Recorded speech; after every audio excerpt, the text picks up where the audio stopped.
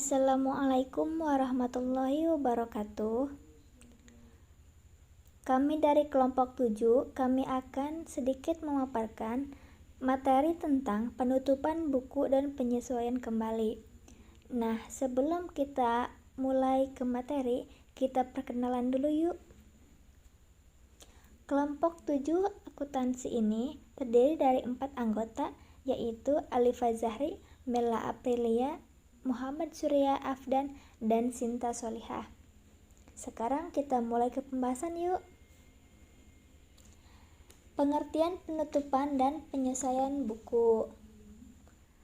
Penutupan buku akuntansi adalah kegiatan yang dilakukan di bagian keuangan untuk meng-cut off atau menutup laporan di akhir periode. Penyelesaian buku akuntansi adalah kegiatan yang dilakukan dalam proses pencatatan perubahan saldo pada akun untuk menyesuaikannya dengan jumlah sebenarnya pada akhir periode. Komponen-komponen penutup dan penyesuaian buku. Yang pertama ada laporan laba rugi komprehensif. Laporan laba rugi komprehensif adalah merangkum akun pendapatan dan beban. Laporan ini dapat digunakan untuk menentukan apakah perusahaan memperoleh laba atau mengalami kerugian. Apabila pendapatan lebih besar daripada beban, maka dapat disimpulkan bahwa perusahaan memperoleh laba. Sebaliknya, jika perusahaan mengalami beban lebih besar daripada pendapatan, maka perusahaan mengalami kerugian. Pada prinsipnya IFRS mensyaratkan laporan laba rugi komprehensif mencantumkan akun penghasilan dan beban yang diakui selama satu periode, kecuali transaksi melibatkan pemilik. Terdapat dua cara penyajian laba rugi komprehensif, yaitu yang pertama dalam bentuk laporan laba rugi komprehensif dan yang kedua dalam bentuk laporan yang terdiri dari laporan laba rugi terpisah. Menunjukkan komponen laba rugi dan laporan laba rugi komprehensif dimulai dengan laba rugi dan dilanjutkan menunjukkan komponen laba rugi komprehensif lain. IFRS menetapkan akun-akun yang minimal disajikan di laporan laba rugi komprehensif. Beberapa di antaranya adalah pendapatan biaya keuangan, laba rugi, setiap komponen dari pendapatan, penghasilan, penulis lain yang diklasifikasikan sesuai dengan sifatnya, total laba rugi komprehensif, dan yang terakhir adalah laba rugi periode berjalan yang dapat didistribusikan kepada para pemegang saham.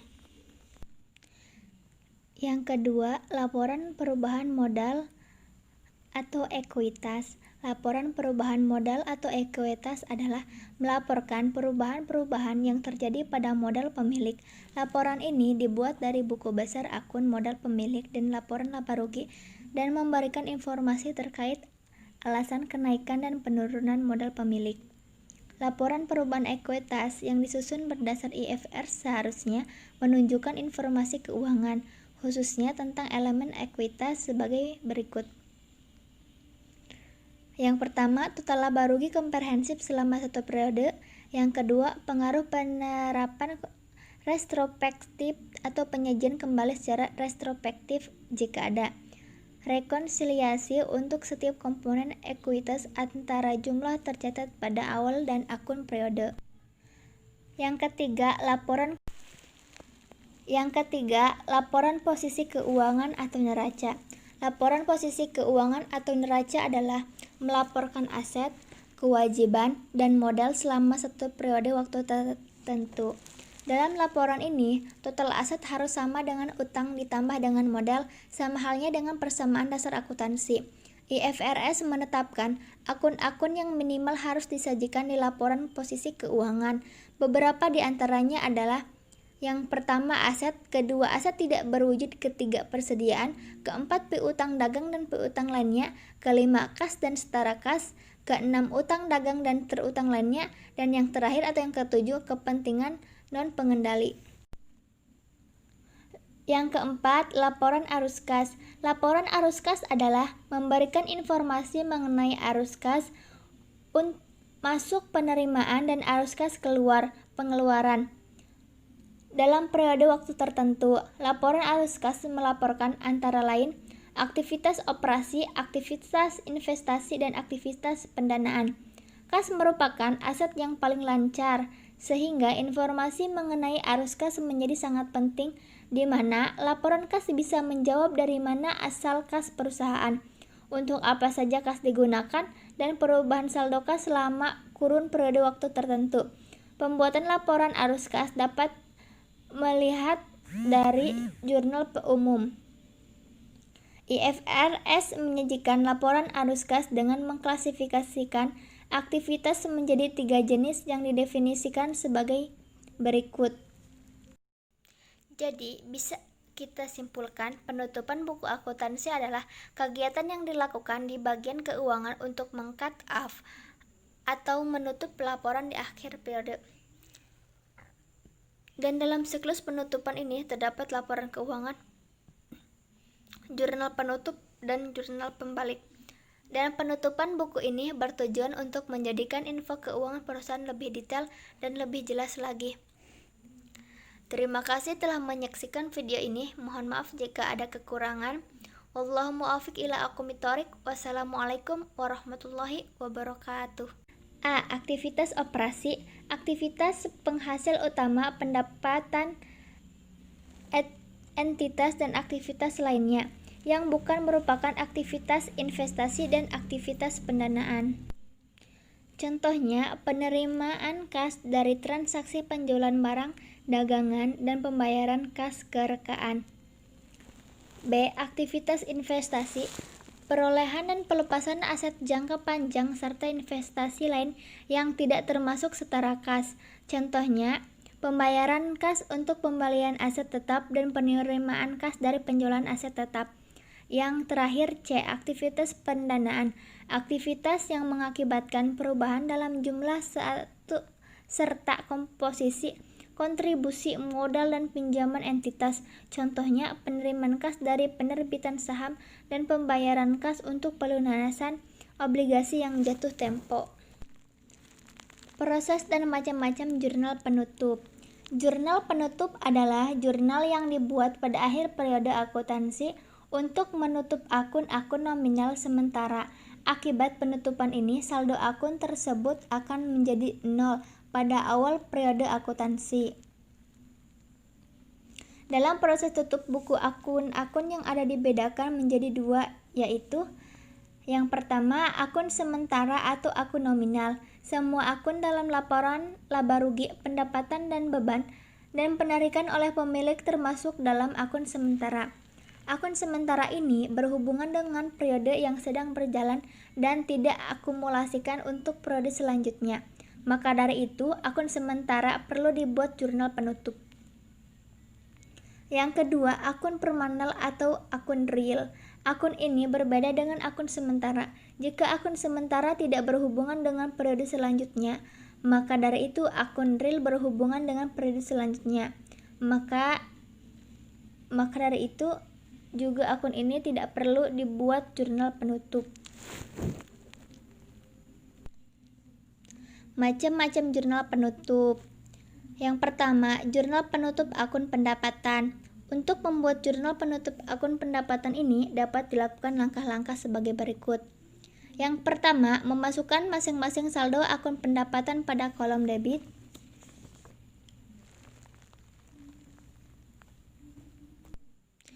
Memasukkan ikhtisar laba rugi ke dalam kolom kredit. Untuk total pendapatan. Nah, bisa dilihat kan contoh dari jurnal penutup.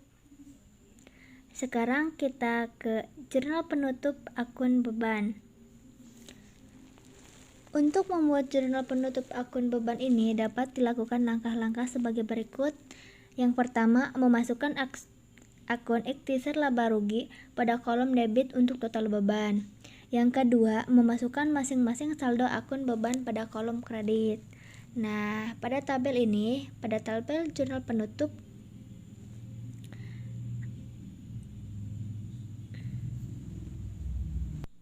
Nah, berbeda dari jurnal penutup pendapatan, jika pada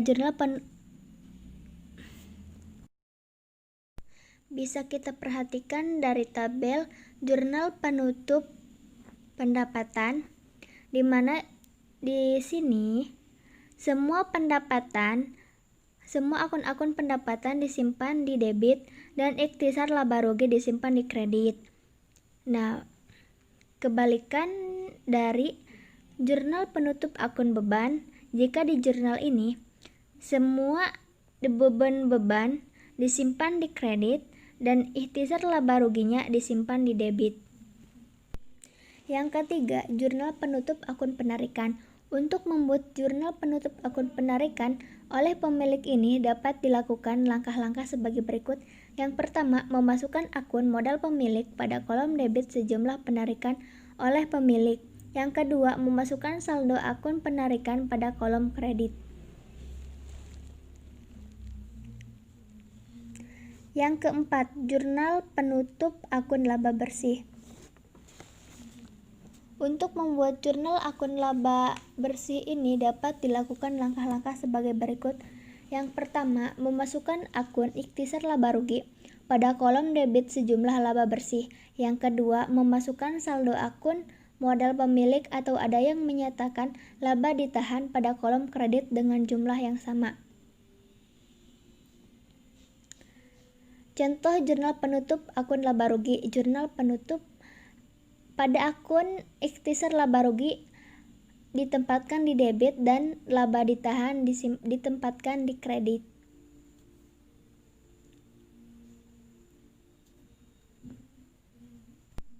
Langkah selanjutnya adalah dibuat buku besar umum setelah penutupan untuk mengetahui perubahan pada masing-masing akun. Buku besar umum setelah penutupan dibagi menjadi dua, yaitu akun permanen dan akun sementara, di mana tidak ada perubahan pada akun permanen. Sementara semua akun sementara akan memiliki saldo 0 pada penutupan. Tujuan pembuatan jurnal penutup. Tujuan jurnal penutup ini adalah yang pertama, menghitung laba rugi untuk periode yang bersangkutan. Yang kedua, memisahkan transaksi pendapatan dan beban tahun tertentu dengan tahun berikutnya. Yang ketiga, mendapatkan neraca akhir yang akan merupakan neraca awal tahun berikutnya. Yang keempat, memisahkan perangkat pencatatan buku tahun tertentu dengan akun tahun berikutnya sehingga memudahkan pemeriksaan. Yang kelima, membuat count-off antara periode yang sudah berjalan dan periode yang akan berjalan. Jurnal pembalik. Contoh transaksi jurnal pembalik. Jurnal pembalik adalah jurnal yang berfungsi untuk membalikkan jurnal penyesuaian demi tujuan untuk membentuk akun neraca. Tujuannya untuk menyederhanakan pencatatan di mana jurnal pembalik tidak akan mengubah nominal pada laporan keuangan. Jurnal pembalik yang sering digunakan adalah membalik jurnal penyesuaian pendapatan yang masih harus diterima dan beban yang masih harus dibayar. Ini adalah contoh-contoh dari jurnal penutup dan pembalik.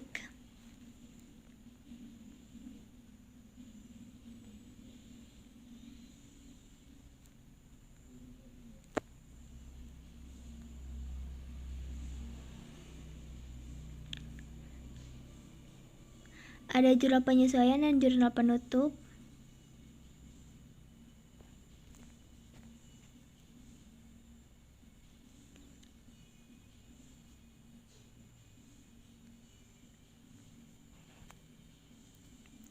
Penutupan pembukuan. Penutupan pembukuan biasanya dilakukan dengan urutan sebagai berikut. Yang pertama, menutup semua rekening pendapatan dengan memindahkan saldo setiap rekening pendapatan ke rekening rugi laba. Yang kedua, menutup semua rekening biaya dengan memindahkan saldo setiap rekening biaya ke rekening rugi laba. Yang ketiga, menutup rekening rugi laba dengan memindahkan saldo rekening tersebut ke rekening normal. Yang keempat, menutup rekening prive jika ada dengan memindahkan saldo rekening tersebut ke rekening modal.